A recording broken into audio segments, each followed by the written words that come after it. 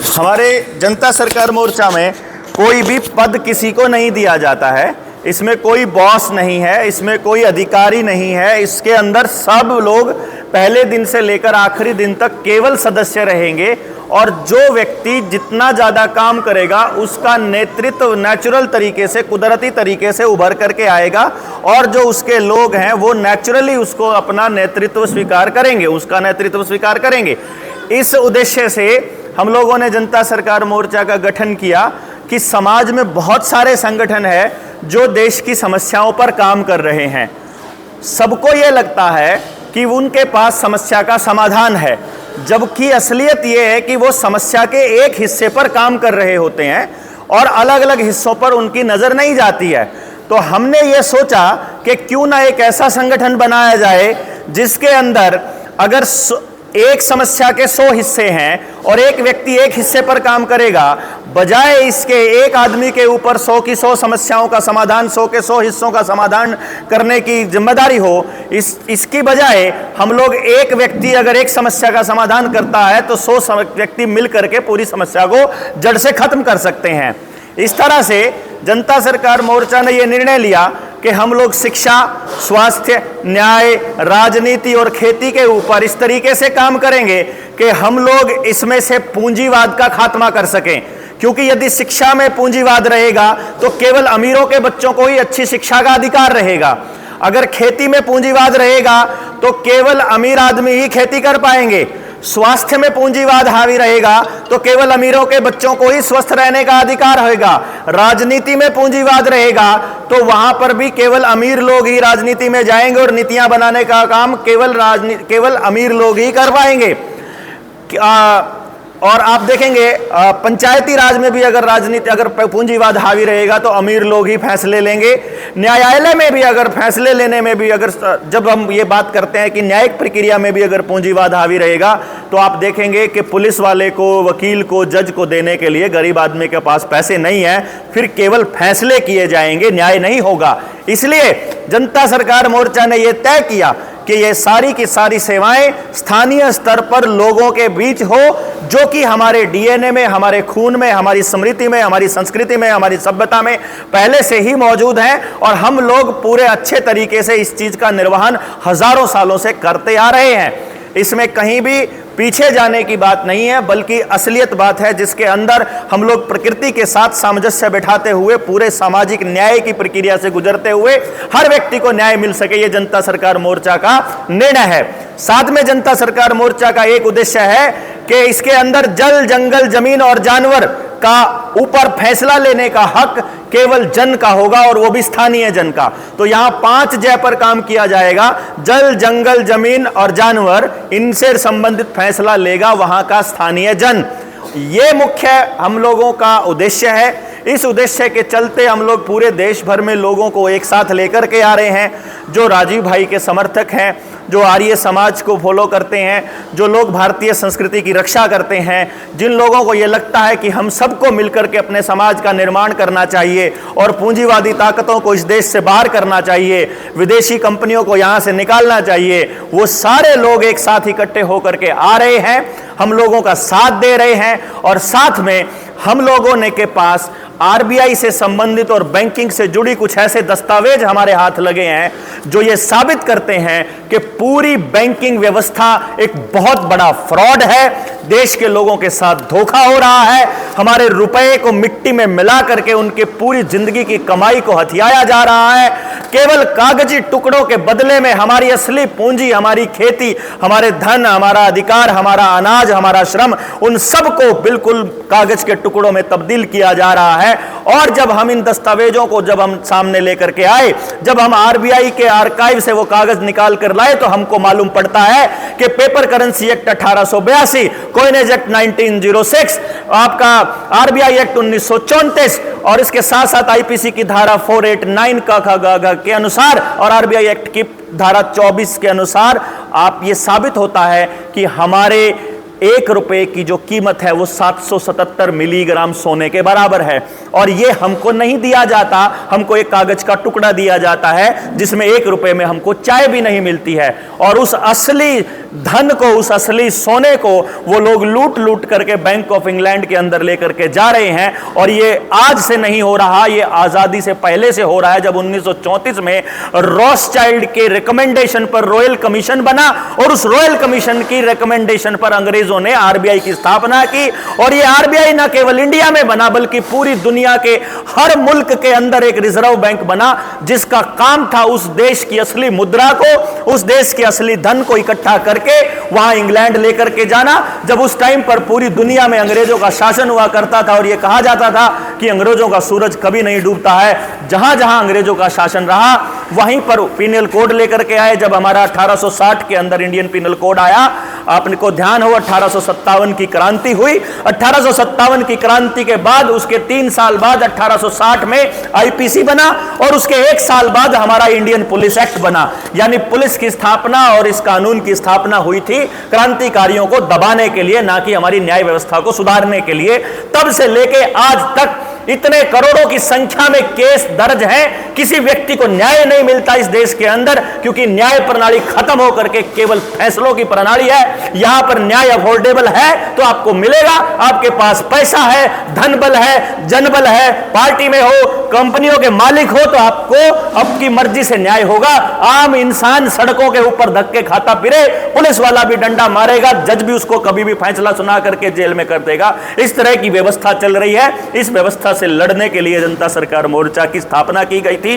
और अब ऐसे लोग जो इस पूरी व्यवस्था को समझते हैं, उनको इकट्ठा करके जनता की वो ताकत जो इन अधिकारियों को और इन नेताओं को मिली है, जिसके बल पर ये नए नए कानून बनाते हैं जिससे कि जनता को ही रगड़ा जाए, उन कानूनों को बदलने का, उन कानूनों को सही करने का, उस व्यवस्था को ठीक करने का हम लोगों ने जिम्मा उठाया है। संपूर्ण व्यवस्था परिवर्तन एक अभियान मानवता की ओर, यह जनता सरकार मोर्चा का स्लोगन है। परमानेंट अपोजिशन, पैरेलल सरकार, यह जनता सरकार मोर्चा का विजन है। और आपको समझ में आए कि देश की उन ताकतों को धराशाही करना हम लोगों का मकसद है, जो इस देश को बांटने पर, तोड़ने पर, खत्म करने पर, व्यवस्था को समाप्त करने पर लगे हुए हैं। भारत की हुंकार है, ये प्रेस कॉन्फ्रेंस है। हाँ। जनता सरकार मोर्चा जो है इंडिया के कितने राज्यों में काम करते हैं और आपके सदस्य कितने हैं? ये असल में जनता सरकार मोर्चा का विजन ये है कि जो भी व्यक्ति समाज के लिए चिंतन करता है वो जनता सरकार मोर्चा का सदस्य हो सकता है। इसमें क्योंकि कोई अधिकारी नहीं है तो हम कोई नहीं है जनता सरकार मोर्चा में शामिल करने वाले, और हम कोई नहीं है जनता सरकार मोर्चा से निकालने वाले। तो हम क्या करते हैं, हम हर शहर के अंदर, हर गांव के अंदर, हर स्टेट के अंदर हम जनता सरकार मोर्चा की ट्रेनिंग करते हैं, जिसमें वहां के स्थानीय युवा इकट्ठे होते हैं। पूरे देश के साथ चल रहे षड्यंत्रों को, तब से लेकर के जो 1492 के अंदर तीसरा पेपल बुल आया, उससे लेकर अंग्रेजों के आने, मुगलों के आने और बाकी सारी तमाम षड्यंत्र और राजनीतिक पार्टियों के षड्यंत्रों से मिल करके वो जितने षड्यंत्र हुए हैं, अभी चाहे गैट समझौता हो, चाहे WTO हो, चाहे यूनाइटेड नेशंस का षड्यंत्र हो, चाहे पेंडेमिक ट्रीटी हो, चाहे ये डिजास्टर मैनेजमेंट एक्ट, तमाम एक्ट, सारी चीज़ों की जानकारी देने के लिए हम लोग अलग अलग राज्यों में जाते हैं। अभी तक भारत के अंदर कोई ऐसा राज्य नहीं है जहां जनता सरकार मोर्चा के लोगों की ट्रेनिंग नहीं हुई है, जहां हर जिले के अंदर लोग इकट्ठे नहीं हो रहे हैं। और आपको ध्यान हो, इस पूरे के पूरे पेंडेमिक के दौर में डिजास्टर मैनेजमेंट एक्ट जब लगा हुआ था तो जनता सरकार मोर्चा के लोग ही थे जिन्होंने ये लॉकडाउन तोड़वाया था। पहली बार स्कूल हरियाणा ने खोले थे, मास्क का खुले होकर के विरोध किया था। मैं 3 दिन जेल में रहा था और बाहर आने के बाद हमने ऐलान किया था कि हम ये गुलामी स्वीकार नहीं करेंगे और तुम लोग जो ये केमिकल शरीरों में डालकर हम लोगों को बीमार करने का षड्यंत्र रच रहे हो, हम इस षड्यंत्र के खिलाफत करते हैं। और इस खिलाफत के बाद पूरे देश के अंदर क्रांति की ज्वाला उठी और पूरा देश में वो लोग जो भी इस अभियान को समझते हैं, जो व्यवस्था परिवर्तन को समझते हैं, वो सब साथ आ रहे हैं। पूरा देश इकट्ठा हो रहा है और आने वाले वक्त में इन पार्टीबाजियों से छुट्टी मिलकर के लोगों के अंदर, लोगों के आखिरी आदमी की भी आवाज़ सुनी जाए, ऐसी व्यवस्था बनाने का विजन है। सवाल ये था कि कितने सदस्य हैं आपके? गिनती नहीं है, हम हज़ारों की संख्या में युवाओं की ट्रेनिंग कर चुके हैं। हमारे पास अगले 2 महीने का शेड्यूल पैक रहता है और जो लोग आते रहते हैं उनका नंबर लगा रहता है। डेली की डेली हमारी मीटिंग्स और ट्रेनिंग्स होती हैं, जहां कहीं भी 500 से कम युवा नहीं आते हैं। तो क्योंकि हम लोग सेंट्रलाइज व्यवस्था में भरोसा नहीं रखते हैं, इसलिए हम इस गिनती को बिल्कुल नहीं करते हैं और ये काम स्थानीय लोगों का है। आज भी अगर आप देखेंगे, यहाँ करीब 500 के करीब लोगों ने टोटल ट्रेनिंग लिया है और इसके बाद हमारे 5 जिलों की ट्रेनिंग के लिए ऑलरेडी हमारे पास व्यवस्थाओं की वो हो गई है और अगले 5 हफ्तों में हम लोग पूरे महाराष्ट्र के अंदर ये ट्रेनिंग प्रोग्राम कंटिन्यू करेंगे। आपका तो अभी पंचायत सदस्य नहीं है, आपने बता दिया, लेकिन आपका केडर ही नहीं है, समझो केडर ही नहीं है। नहीं, लोकल लेवल पे कैडर है। तो विजन कैसे आप प्राप्त करेंगे आपका? देखिए, विजन का क्या रोना है, ये काम हमारा नहीं है। महाराष्ट्र के अंदर जिस तरह का पर्यावरण है, जिस तरह का वातावरण है, वहाँ के लिए वहाँ के लोग तय करेंगे उनको कैसी व्यवस्था चाहिए। वहाँ हम लोग तय नहीं करेंगे, ये हमारा कैडर नहीं है, ये लोगों का कैडर है। ये लोग तय करेंगे कि उनको वहाँ पर क्या चाहिए। गांव के लेवल पर कैडर तैयार हो रहा है, जहां वो लोग हमको मिले भी नहीं है वहां भी कैडर तैयार हो रहा है। अननोइंगली एक ऐसी व्यवस्था तैयार हो रही है जिसको मॉर्फिक रेजोनेंस बोलते हैं। ऐसी फ्रीक्वेंसी पर आकर के लोग काम कर रहे हैं, ऊर्जा एक दूसरे से लेते हुए वो अपने स्थानीय स्तर पर स्वावलंबन की दिशा में काम कॉन्टिन्यूसली चल रहा है। तो ये कोई मेरी आंदोलन या मेरा संगठन या इनका संगठन किसी का नहीं है। ये लोग केवल नेतृत्व करने का काम कर रहे हैं। किसी साथी को किसी चीज पर कोई चीज समझनी है, उसको समझाने का काम हम लोग कर रहे हैं। किसी को कंट्रोल करने का, किसी को दिशा दिखाने का, किसी को अपने हिसाब से चलाने का काम हम लोग नहीं करते। वो लोग अपने लेवल पर जहां काम कर रहे हैं, वहां जिस भी चीज की जरूरत पड़ती है, जैसे किसी गांव को मान लीजिए पंचगव्य चिकित्सक की जरूरत पड़ती है, तो हम पूरे भारत में नजदीकी पंचगव्य चिकित्सक से संपर्क करके उसके वहां ट्रेनिंग का अरेंजमेंट करते हैं। यहां सुनील भाई खेती पर काम करते हैं, पहली बार पूरी पैदावार बिना केमिकल बिना बाजार, ये इनका विजन है। पिछले 12 सालों से ये मैम टेक हैं, कॉलेज के अंदर प्रोफेसर थे, इन्होंने नौकरी छोड़कर खेती के ऊपर काम करना शुरू किया। तो किसी भी गांव पूरे देश के अंदर किसी को भी अपने गांव में ऐसी खेती चालू करनी है जहां पर बिना केमिकल के काम शुरू करना है, तो वहां जाकर के ट्रेनिंग देने का काम ये करते हैं। मैं देवेंद्र बलहारा, मैंने एक ऐसी टेक्निक इजाद की है जिसकी मदद से हम 3 साल के बच्चे से लेकर किसी भी उम्र के बच्चे को यह बता सकते हैं कि इस बच्चे का जन्म किस तरह के काम करने के लिए हुआ है और इसको कैसा दिमाग में दिया है परमात्मा ने। तो जहां शिक्षा के मामले में किसी को ट्रेनिंग की जरूरत पड़ती है, काउंसलिंग के मामले में, तो वहां जाकर के हम ट्रेनिंग देते हैं। जहां न्यू वर्ल्ड ऑर्डर पे समझना होता है, वहां जाकर के ट्रेनिंग देते हैं। जहां कर्ज मुक्ति पर बात करनी होती है, वहां जाकर के ट्रेनिंग देते हैं। हम किसी भी ऐसे व्यक्ति को फ्री नहीं छोड़ते, किसी भी ऐसे व्यक्ति को मुक्त नहीं करते जो समाज के लिए लड़ना चाहता है और उसको अभाव है समझ का, तो वो समझ देने का काम जनता सरकार मोर्चा करता है। अभी आपने आपके जिले में एक जो कर्ज मुक्ति के एक ध्यान रखकर आपने सबको बुलाया है जिले में, तो उसका फार्मूला क्या है कर्ज मुक्ति का? कर्ज मुक्ति का फार्मूला कुछ नहीं है। हम केवल कानून की वो धाराएं, कानून के वो कागज जो आरबीआई के आर्काइव से हमको मिले हैं, हम बैंकों के सामने रखते हैं।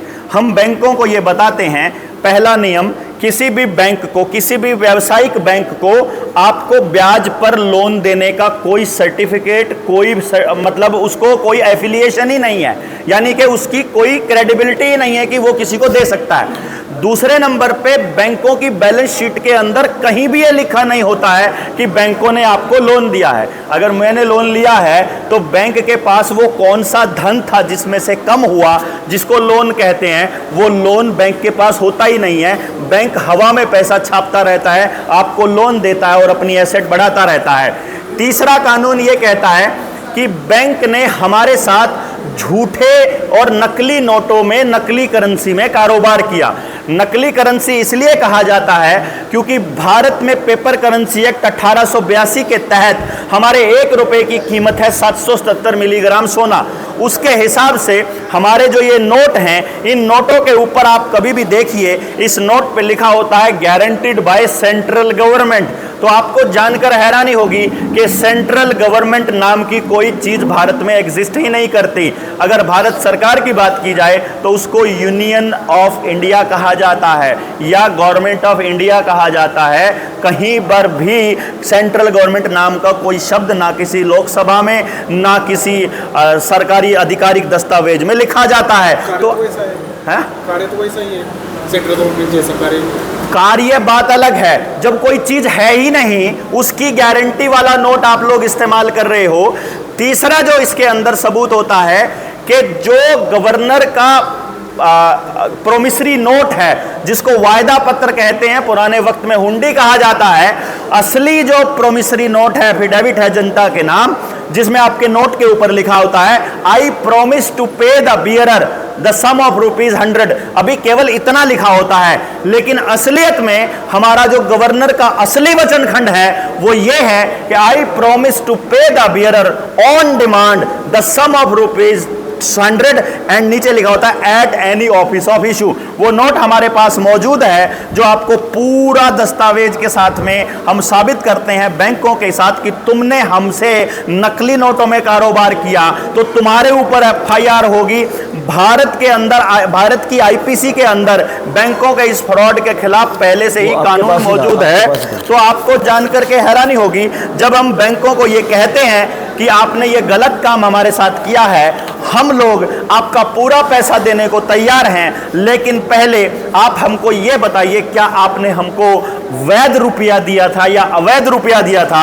और उसके बाद हम उनको ये बताते हैं कि हमारे वैध रुपए की जो कीमत है वो 777 मिलीग्राम सोना है, और आपका जो पैसा आप ये दे रहे हो कागज का टुकड़ा, ये रुपया है जो मैं आपको अगर आपको दिखाऊं, इसके ऊपर बड़े साफ साफ शब्दों में लिखा है I promise to pay the bearer on demand the sum of ₹5 और नीचे लिखा है at any office of issue. तो आपको समझ में आएगा कि असली नोट ये था जिसके बराबर में सोना हमारे पास RBI में जमा होता है। आपके पुरखों ने, आपके दादा ने भी आपको बोला होगा कि सरकार जितने नोट छापती है उसके बराबर का सोना अपने पास रखती है, लेकिन आज के टाइम पे सरकार के पास कोई सोना अवेलेबल नहीं है। और ये इस फ्रॉड का एक सबूत है। जब सरकार अपनी मर्जी से जितने चाहे नोट छाप सकती है, तो हमारा श्रमदान से कमाया हुआ धन जो अन्न है उसके बदले में टैक्स क्यों लेती है? सुबह से लेकर रात तक एक आदमी जब मेहनत करता है, उस मेहनत करने के बाद आखिर में वो अपनी कमाई का 60% हिस्सा टैक्स के रूप में ही सरकारों को क्यों देता है? जब सरकार अपनी मर्जी से नोट छाप सकती है तो कोई नियम होता है। उस नियम के अंदर ये बात होती है कि इस देश में 34 लाख करोड़ रुपए की करेंसी अवेलेबल है, करेंसी नोट, और इस देश के लोगों के ऊपर 156 लाख करोड़ रुपए का कर्ज है। इसका मतलब यह है कि अगर आज बैंक बर्बाद हो जाते हैं तो 122 लाख करोड़ रुपए की प्रॉपर्टी नीलाम होना तय है। और यही कारण है कि आपके आसपास कर्जे से आत्महत्या करने वाले लोगों की संख्या बढ़ रही है, कर्जदारों की संख्या बढ़ रही है, कर्जे से नीलाम होने वाली इस प्रॉपर्टियों की संख्या बढ़ रही है, और ये संख्या लगातार बढ़ती ही जा रही है।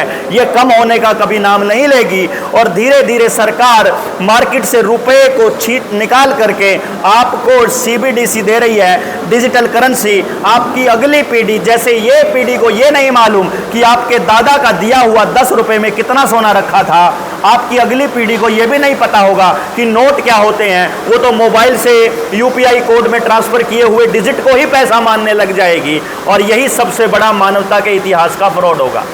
आपका है आपका भारत के न्यायों से भरोसा नहीं है? भारत की न्याय प्रणाली के ऊपर हमें बिल्कुल भरोसा नहीं है, क्योंकि भारत की न्याय प्रणाली में कोई न्याय नहीं होता, केवल फैसले होते हैं, और फैसले केवल अमीरों के हक में होते हैं, क्योंकि पूंजीवादी व्यवस्था सरकारों को बनाती है और वही सरकारें इन सारी चीज़ों के ऊपर निर्णय लेती है। जब जज लगाने की, जजों के ट्रांसफर करने की, उनको काबू करने की सारा सिस्टम सरकारों के हाथ में रहेगा तो जज कैसे इंडिपेंडेंट रहेंगे? जब जजों के पास हमारे फैसले सुनने के लिए 5-5 साल, 10-10 साल, 20-20 साल समय नहीं मिलता है, तो न्याय delayed, justice delayed is the justice denied. तो जस्टिस कहाँ मिलता है? न्याय कहाँ मिलता है? जेलों में जाकर के पता कीजिए, असली अपराधी बाहर घूम रहे हैं, संसद में बैठे हैं, विधानसभा में बैठे हैं। 42% हीनियस क्राइम करने वाले लोग इस देश की संसद और विधानसभाओं में बैठे हैं, तो आपको न्याय की उम्मीद किससे करनी है? ये तो समझने की बात है। जनता सरकार मोर्चा ने अभी तक कितने चुनाव लड़े हैं या नहीं लड़े? आप कितने चुनाव लड़ने वाले हो? जनता सरकार मोर्चा चुनाव लड़ने में बिल्कुल भरोसा नहीं करती। चुनाव लड़वाने में भरोसा करती है। हम जनता को इतना जागरूक करने वाले हैं। आप उधर पीछे देखिए, जनता सरकार मोर्चा के लोगों के अंदर आपको क्या नजर आ रहा है? नेता को किसान ने हल में जोत रखा है और पीछे डंडे से पेल रहा है। उसको ये यकीन दिलाना, उसको बताना है कि तुझे जो ताकत मिली है वो मेरी वोट से मिली है। तुमको जो अधिकार मिला है पॉलिसी बनाने का वो मेरी वोट से मिला है, वो मैंने दिया है। तुम नीतियां मेरे हिसाब से बनाओगे और जो डीसी है उसको बड़ी कोठी बड़ी गाड़ी मेरे पैसे से मिलती है, टैक्स के पैसे से। तो डीसी को ये बताने का काम जनता भविष्य में करने वाली है कि नौकर है, नौकर की तरह बिहेव कर, मालिक जनता है, क्योंकि जनता ही सरकार है। महात्मा गांधी जी को आपका विरोध है क्या? इस पर महात्मा गांधी जी की तस्वीर नहीं है। देखिए, कल को आप चौधरी चरण सिंह का विरोध कह दोगे, फिर अंबेडकर का कह दोगे, फिर किसी और का कह दोगे। हमारा किसी का विरोध नहीं है। जो साथी यहाँ बना रहा है, जो सामने फोटो दिमाग में आ गए वो लग गए।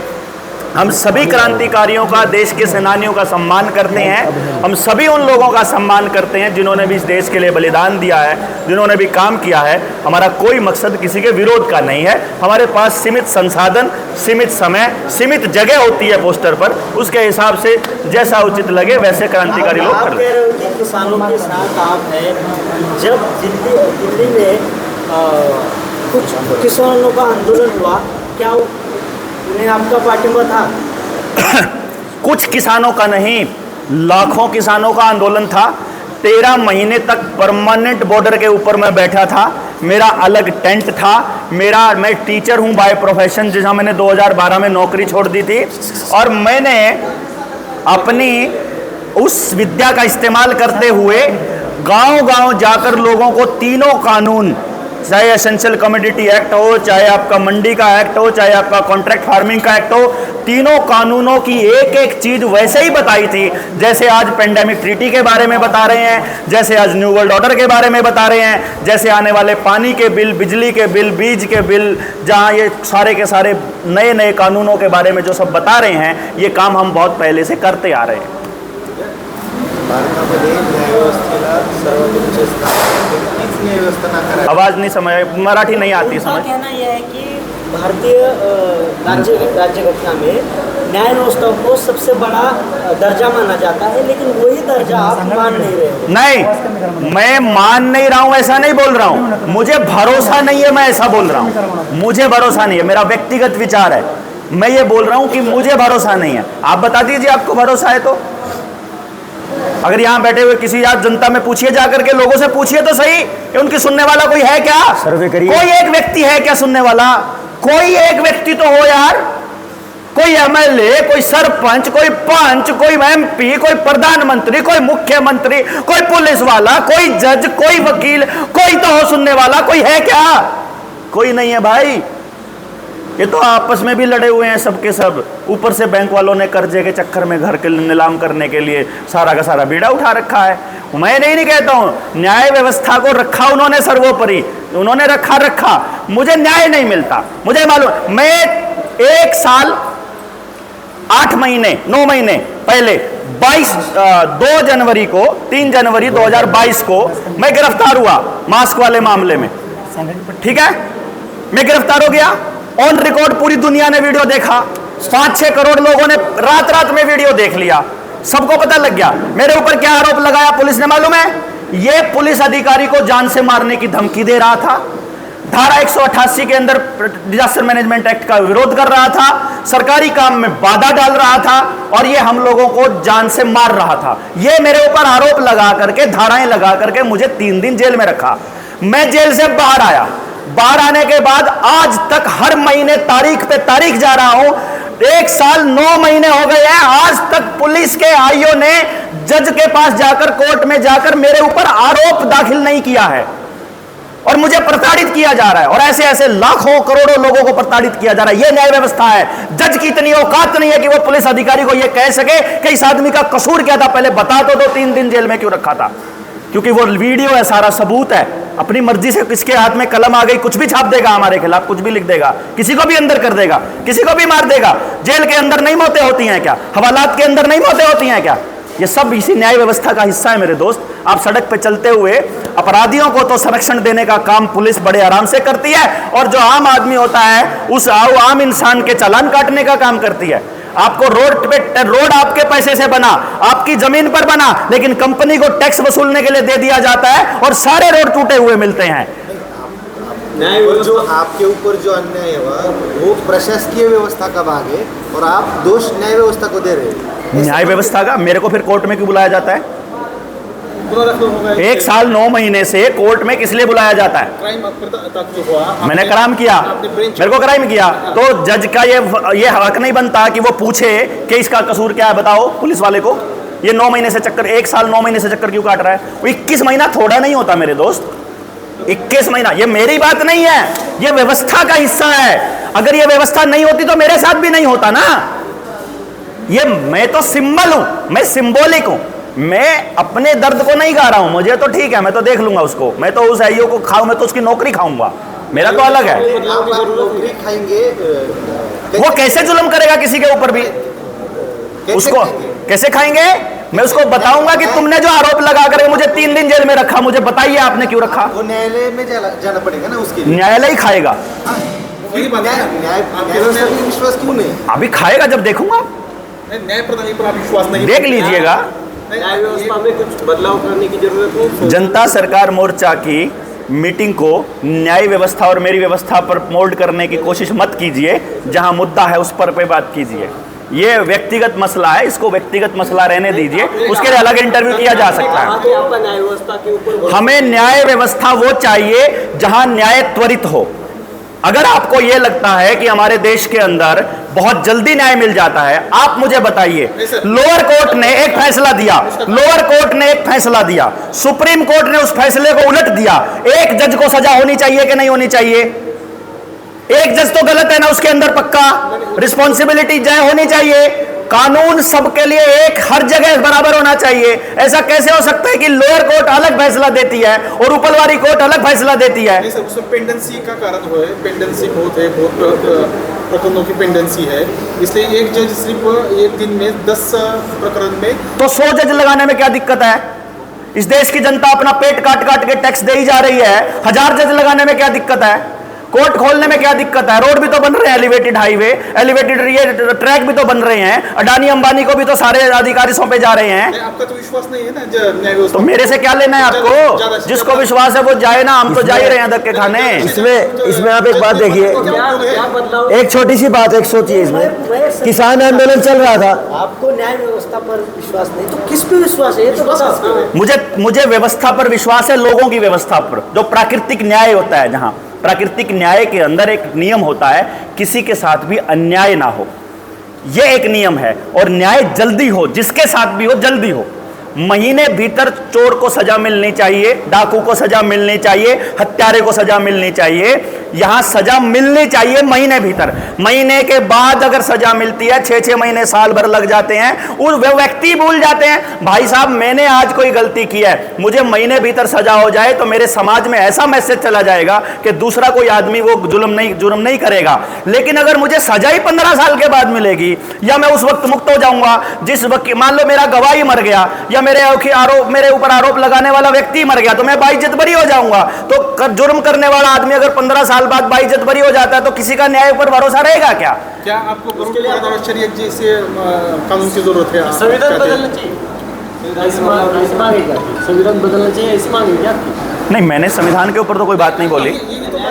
ये संविधान में ऐसा नहीं कहा कि आप 2-2 साल तक चुनाव मतलब जज मत चुनिए, या ये नहीं कहा कि फैसले जो है वो 20-20 साल तक लटकाते रहिए। संविधान ने ऐसे थोड़ी बोला है। संविधान ने तो बोला है कि आपको न्याय मिलना चाहिए। संविधान ने तो कहा है कि हर व्यक्ति के मौलिक अधिकारों की रक्षा होनी चाहिए।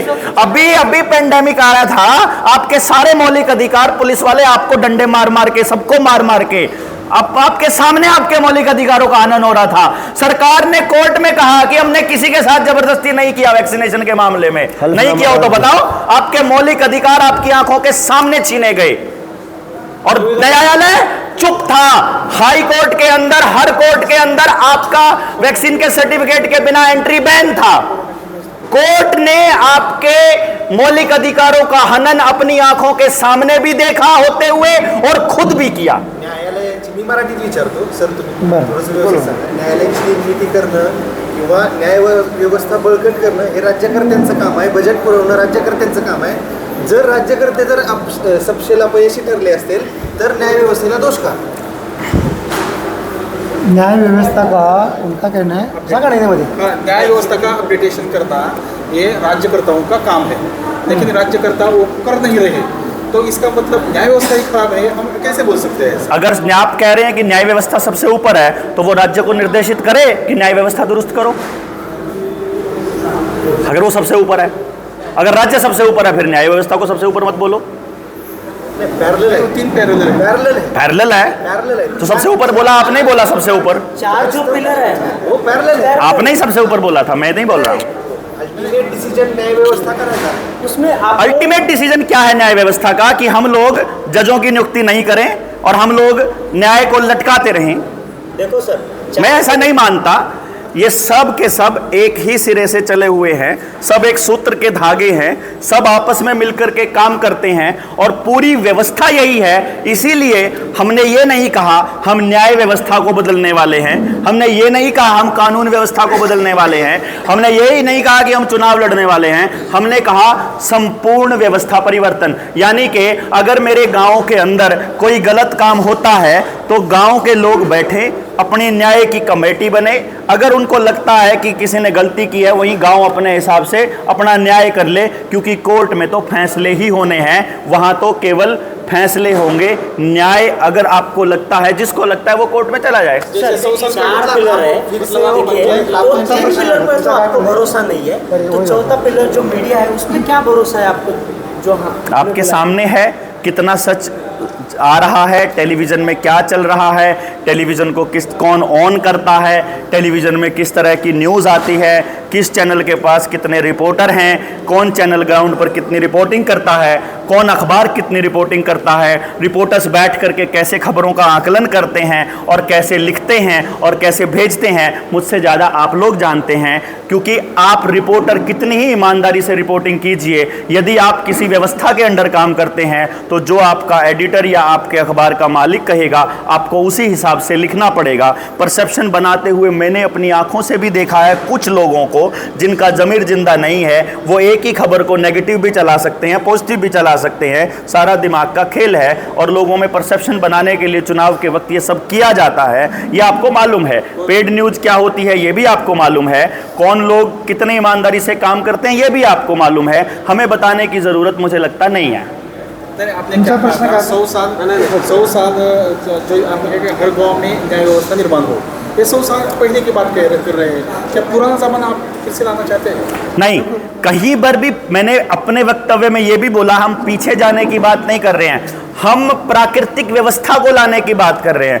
आपके बच्चे आज मोबाइल को देख करके, अश्लील वीडियोस देख करके बर्बाद हो रहे हैं, सरकार को मालूम है, एग्जैक्टली पता है, जानबूझकर ऑनलाइन एजुकेशन के नाम पर आपके बच्चों के हाथ में पकड़ा दिया गया है। यह सत्यानाश का एक उपकरण है, ये आपको भी मालूम है, ये आपके स्कूल के टीचर को भी मालूम है, ये आपके नेता को भी मालूम है, ये प्रधानमंत्री को भी मालूम है, इसे बनाने वाले व्यक्ति को भी मालूम है, उसके बाद भी दिया जा रहा है। तो मैं अगर आपके बच्चे को बचाने के लिए ये कहूं कि आपके बच्चे को शारीरिक श्रम करना सीखना चाहिए, अपने आसपास के जीवन के हिसाब से अपनी जीवन को जीने सीखना चाहिए, अपने समाज के लिए तैयार करना चाहिए, तो ये पीछे जाने की बात कहां से हो गई?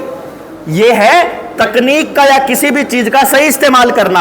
जहां हम खड़े हैं वहां से प्रकृति पूर्वक, प्रकृति के साथ सामंजस्य बनाते हुए समाज के अंदर सारी व्यवस्थाएं दुरुस्त हो, जिसमें किसी के साथ भी अन्याय ना हो, यह हमारा प्रयास है। और इस प्रयास में अगर हमको जो भी निर्णय लेना पड़ता है, आपके लिए वो पीछे जाना हो सकता है, हमारे लिए वो सही जाना है। अगर आप आगे बढ़ रहे हैं और आगे जाने के बाद आपको 100 किलोमीटर या 100 साल बाद पता चले हम तो गलत आ गए, तो आपको वापस मुड़ने में क्या तकलीफ है? यदि आप रास्ता ढूंढते ढूंढते गलत चले गए थे तो वहां ढूंढिए कहां क्या गलती हो गई, क्यों इतना करप्शन बढ़ा, क्यों इतने रिश्ते टूटे, क्यों समाज में भाईचारा टूटा, क्यों हम लोग डिप्रेशन में हैं, क्यों हमारी बेरोजगारी का बुरा हाल है, क्यों हमारे बच्चों का बुरा हाल है। इस पर बैठकर समाज को चिंतन तो करना ही पड़ेगा ना। क्या फिर से खाप पंचायत, वो जो जात पंचायती वगैरे जे म्हणतात, खाप पंचायतीला सपोर्ट करणार आहे का? देखिए न्याय व्यवस्था आपण गाव स्तरावर आणायचं असं म्हणायला होतं. नहीं, आप कह रहे हैं कि गांव स्तर पर न्याय व्यवस्था लानी चाहिए. तो खाप पंचायत है, जाट पंचायत है, खास उसको पंचायत आप उसको कुछ भी नाम ले दीजिए, नहीं, उसको जस्टिस सब कुछ कमेटी नाम दे दीजिए, आप गांव की कमेटी नाम दे दीजिए. उसमें नामों में क्यों उलझ रहे हैं हम? हमें तो न्याय से मतलब है. खाप आप व्यवस्था के अंदर फंसने की जरूरत नहीं है, आपको नामों में उलझने की जरूरत नहीं है. आपको जरूरत है सिद्धांत फॉलो करने की कि न्याय की परिभाषा क्या रहेगी, अन्याय की परिभाषा क्या रहेगी, उसको गांव कैसे तय करेगा. ये बड़े गहन चिंतन और गहन इस विवरण का विषय है. इस पर आप लंबी चर्चाएं करेंगे, लंबी बातचीत होगी, लोग अपनी राय देंगे, लोग इसमें जिम्मेदारियां लेंगे, पूरा लिटरेचर बनेगा, पूरा तरीके से चलेंगे, हर जगह के हिसाब से वहां तय होगा. ये कोई व्यवस्था हम बनाने वाले नहीं है, वहां के लोग अपनी व्यवस्था बनाएंगे. ये हमारा विचार है. अभी का लिटरेचर योग्य नहीं है. फिर सर पुलिस क्या करेंगी, सरकारें क्या करेंगी? पुलिस बताया तो मेरे दोस्त 1857 में क्रांति हुई, उसके लिए आईपीसी 1860 में बना और उसके लिए पुलिस एक्ट 1861 में बना. क्रांतिकारियों को दबाने के लिए पुलिस बनी थी, देश में रक्षा के लिए पुलिस नहीं बनी थी. आज भी पुलिस का काम क्या है? वो हफ्ता लेने का काम भी करती है, देने का काम भी करती है, वो चालान काटने का काम भी करती है, आपकी सुरक्षा के अलावा बाकी सब कुछ करती है. पुलिस की जरूरत नहीं है फिर? जब न्याय व्यवस्था हमारी आपस की, जब निगरानी व्यवस्था अपनी है, पुलिस का काम क्या है? आप बताइए, पुलिस चालान काटने के अलावा कुछ कर रही है? आंदोलन होता तो लठ फेलने के अलावा अगर हम डिमांड करते हैं सरकार से तो हमको डंडे पे ले जाते हैं, और अगर आंदोलन नहीं होता तो चालान पे ले जाते हैं. इसके अलावा पुलिस का कोई काम नहीं है. Thank you very much. Central government का भी नया एजेंडा है, वन नेशन वन इलेक्शन. हाँ बड़ी इसे आप किस तरह देखते हैं? वन नेशन वन इलेक्शन, भाई साहब, uniform civil code, uniform civil code, universal basic income और वन नेशन वन इलेक्शन बहुत बड़ा गेम है. इसी का नाम है न्यू वर्ल्ड ऑर्डर. आपकी सारी ज़मीनें हथियाना, आपको कर्जे में रखना, सोशल क्रेडिट स्कोर लाना, सारे देश की विविधता को समाप्त करना. अगर आपको ये कहने लग जाएं कि आपके सरपंच का चुनाव, आपके मेंबरान का चुनाव, आपके जिला परिषद, आपकी ब्लॉक समिति, आपका एमएलए, आपका लोकल स्तर पर जितने चुनाव हैं वो सब खत्म होकर के केवल एक व्यक्ति को देख करके चुनाव हो जाए या सिर्फ सेंटर में हो जाए, ये व्यवस्था वहीं जा रही है जो चाइना में है. पिछले 15 सालों से चाइना के अंदर एक ही पार्टी की सरकार है, एक भी इलेक्शन नहीं होता है, एक ही पार्टी का राज है. यही पूरी दुनिया में चल रहा है, यही रशिया में पुतिन कर रहा है, यही अमेरिका के अंदर चल रहा है, यही फ्रांस में चल रहा है, यही इंडिया में चलाने की तैयारी है. रॉथशाइल्ड, रॉकफेलर और बिल गेट्स के गुलाम इसी चीज़ के पक्ष में काम कर रहे हैं. ये अपने देश के लिए सबसे बड़ा खतरा है. ये जनता सरकार मोर्चा का स्टैंड है.